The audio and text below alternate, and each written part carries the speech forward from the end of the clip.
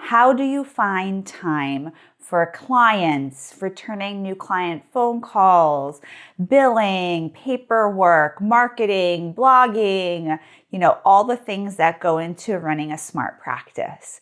And so I wish I had some kind of magical answer for you. I don't know that anybody can really give you a magical answer because, this depends on a lot of different things and your personality style. My planner is over there, but I'm the kind of person I like to keep things organized in planners and spreadsheets. I have a newer client care coordinator who's like, she had a nightmare about spreadsheets because I keep giving her spreadsheets, but that's how I keep organized. So it was just kind of like a funny thing that we had, but I think it's really important for you as a private practice owner and a business owner to really stay organized around these types of tasks. If it's really spread out, if it's all over the place, like your billing is all over the place, or you don't have some kind of scheduling system in place, then it's going to be really difficult to stay organized and stay on task. I think the other thing that we need to do in our schedule is that we need to schedule in both client time and we need to schedule in admin time and note writing time. I, in the past, have been very guilty of not doing this. I would do a lot of my admin work if I had a no-show or if I had a gap in my schedule.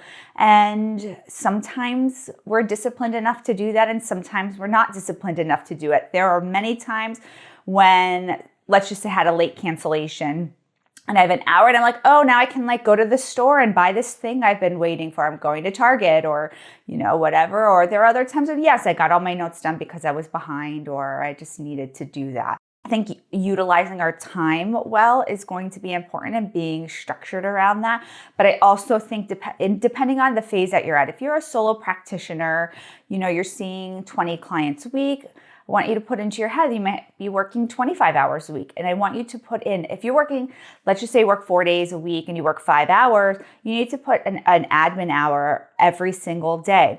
In most clinical jobs that I've seen, if you're a clinical director, even if you're a therapist at an agency, they put in administrative time to your hours. So you work 40 hours a week. Usually at an agency, you're not seeing 40 clients a week, right? You're seeing X amount of clients, and then you have X amount of admin time, depending on how much time is required. You have to do the same thing with your schedule. It's not going to magically get done. And there's no magic wand. We're on Halloween week. There's no thing that happens on Halloween where everything will be, set perfectly for you. This is where we set boundaries and parameters with our clients and we teach them to do that. We have to do that with ourselves. If you are full or you have a group practice, you really want to think about hiring help. I see so often, and I have the same question a lot of the times myself in a different way, but it's like, how much help do I really need? I have X amount of therapists, we have X amount of referrals, we have X amount of clients per month. How much help do I need? I think we need help quicker than we think that we need help. I have always had somebody to help me with booking clients, helping with billing, even if it was private pay clients, maybe a card got declined or something like that. I had somebody helping me really from the very beginning. And I was working with somebody on coaching, and she was like, well, how much did you pay in the beginning? And I looked back and I think my invoice was like $50 for the month. Now I pay way more than $50 in the month. But initially, she just did very small things for me. It was very helpful. She charged me by the hour, did a little bit of billing for me, and it was very inexpensive. I think it was actually $150 now that I think, because 50 is pretty low. But it was not, it was a very nominal amount for me to not have to answer my phones. You want to think about hiring a virtual assistant, handing off those tasks that you do not like to do or that you don't have to do to somebody else. And of course, there are going to be things that you're going to have to do. Again, to reference my client care coordinator, I made a joke with her yesterday. I'm like, hey, I have to write 3 letters of recommendation. Can you write them for me? And she's like, no. And of course, I was joking. But there's going to be things that you have to do as the owner. And then there's going to be things that you can pass along to either a virtual assistant, a client care coordinator, an intake coordinator, an office manager, a biller. There's a lot of support that you can get. And of course, yes, you are going to have to pay for it. But usually the good thing about that is the smaller you are, the smaller that bill is. And then as you grow, the bill gets higher and it's equal to the amount that you're bringing in. So don't feel like you need to overpay for these services.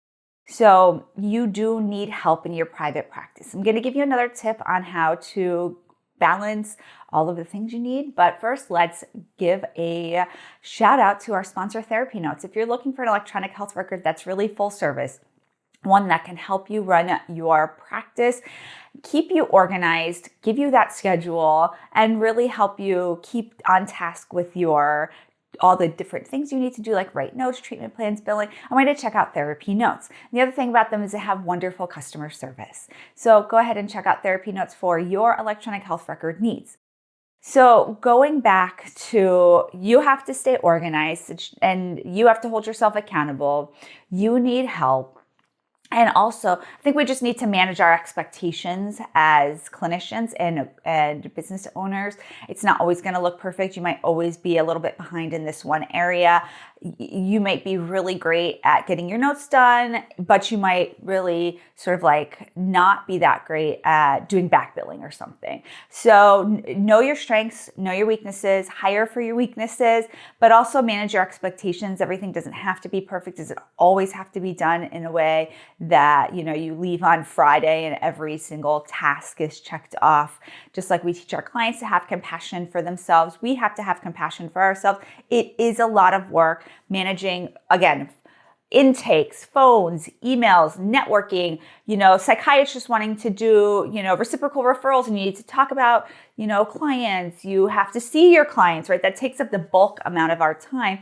So you just want to make sure that you are balancing all of these things with your need for money, because I know a lot of the time people will overbook themselves and leave a little bit of time for admin because we want to see clients. So I hope this was helpful to you. I'll see you most days out of the week, everybody. Bye.